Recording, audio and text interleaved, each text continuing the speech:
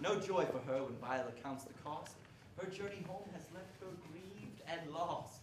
Up the hill she comes from where she swam ashore and ventures into town. Never seen before.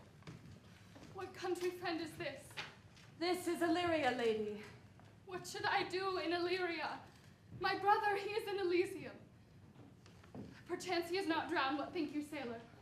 It is perchance that you yourself were saved. Oh, my poor brother. And so perchance may he be. True, madam, and to comfort you with chance, assure yourself after our ship did split, when you and those poor numbered, saved with you, hung on our driving boat, I saw your brother most provident in peril bide himself, courage and hope, both teaching him the practice, to a strong mast that lived upon the sea, where like Arion on the dolphin's back, I saw him hold acquaintance with the waves, so long as I could see. For saying so there's gold. Mine own escape unfoldeth to thy hope, or to thy speech search for authority the like of him. Knowst thou this country?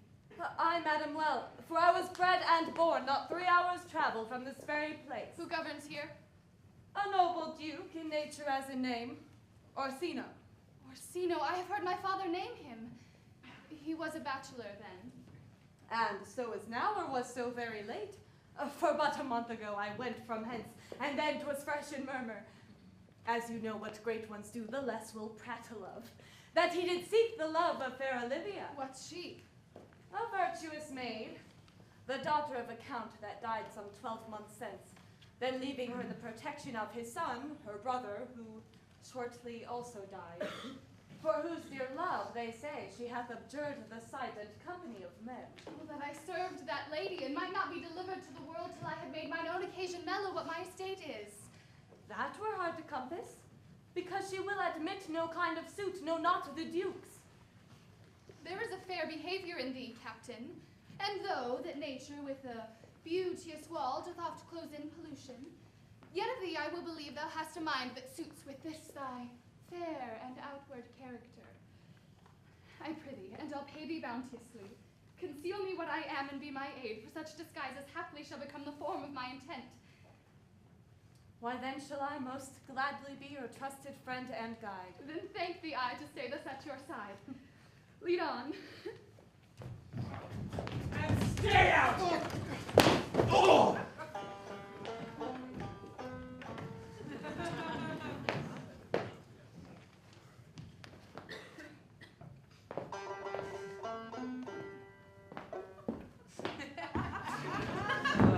What did I tell you? Get out of here!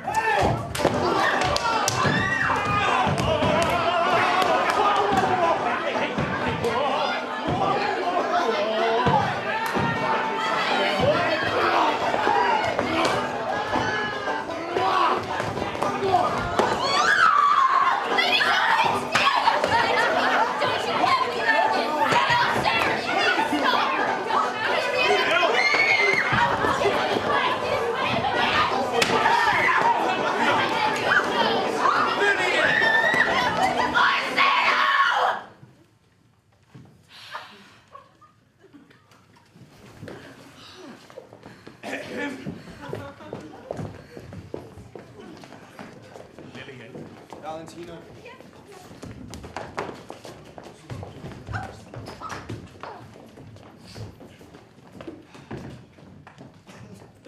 If music be the food of love, play on.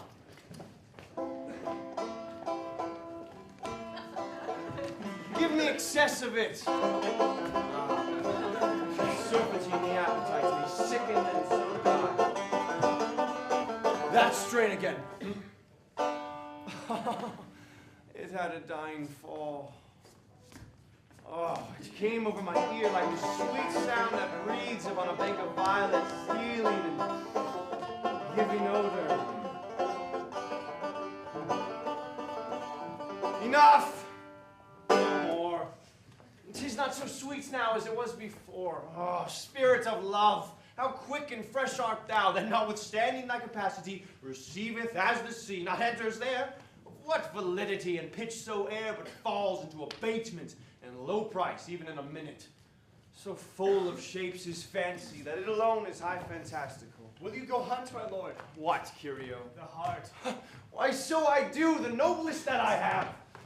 When mine eyes did see Olivia first, methought she purged the air of pestilence. That instant I was turned into art, and my desires like fell and cruel hounds ever since pursue me. Oh, how now, what news from her? So please, my lord, I might not be admitted, but from her handmaid do return this answer. Oh. The air itself, till 7 years past, shall not behold her face at ample view, but like a cloistress, she will veil it walk and water once a day her chamber round, with eye offending brine. All this to season a brother's dead love, which she would keep fresh and lasting in her sad remembrance. Oh, she that hath a heart of that fine frame, to pay this debt of love but to a brother. How will she love when the rich golden shaft hath killed the flock of all affections else that live in her?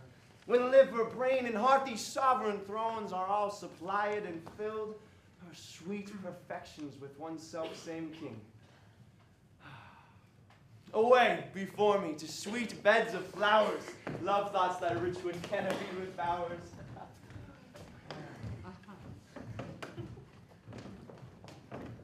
Good captain, you have fit me with such weeds as may beseem some well-reputed page. But tell me now, how will the world repute me for undertaking so unstaid a battle? I fear it will make me scandalized. If think you so, Viola, then stay behind and go not forth. Nay, that I will not do. Then fear you not, but follow stead my lead.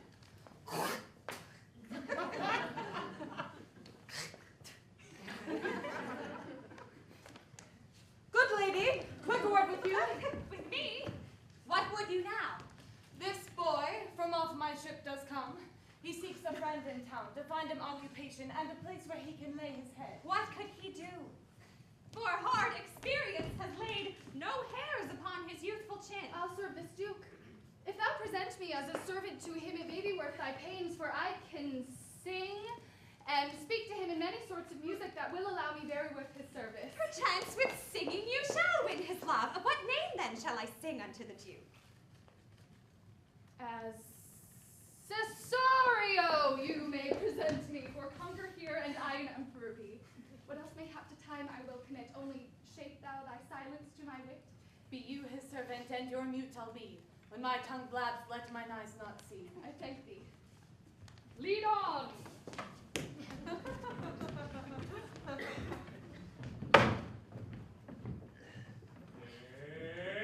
There once was a farmer who took a young miss in back of the barn where he gave her a lecture on horses and chickens and eggs, and told her that she had such beautiful manners that suited a girl of her charms, a girl that he wanted to take in his washing and ironing, and then if she did, they could get married and raise lots of sweet violets, sweeter than all the roses, covered all over from head to toe. Toby! Toby, you must come in earlier a nights. What a plague means my niece to take the death of her brother thus? I am sure cares an enemy to life. Your cousin, my lady, takes great exceptions to your ill hours. Oh, let her accept before accepted. Aye, but you must confine yourself within the modest limits of order. Confine? I'll confine myself no finer than I am. These clothes are good enough to drink in, and so be these boots too. And they be not. Let them hang themselves in their own straps. All that quaffing and drinking will undo you. I heard my lady speak of it yesterday, and of a foolish knave you brought in one night here to be your wooer. Who? Mr. Andrew Aguchi? Oh, aye, he. Why, he's as tall a man as any in a league. What's that to the purpose? Why, he has $3,000 a year. Aye, but he'll have but a year. In all these dollars, he's a very fool, and a great quarreler. And, but that he hath the gift of a coward, to allay the gust he hath in quarreling, 'tis thought, among the prudent, he would quickly have the gift of a grave. By this hand, they are scoundrels and subtractors that say so of him. Who are they? Oh, they that add, moreover, he's drunk nightly in your company. with drinking healths to my niece, Olivia. I'll drink to her till there's passage in my throat and drink in Illyria. He's a coward and a varlet that will not drink to my niece till his brains turn to the toe like a parish top. Oh.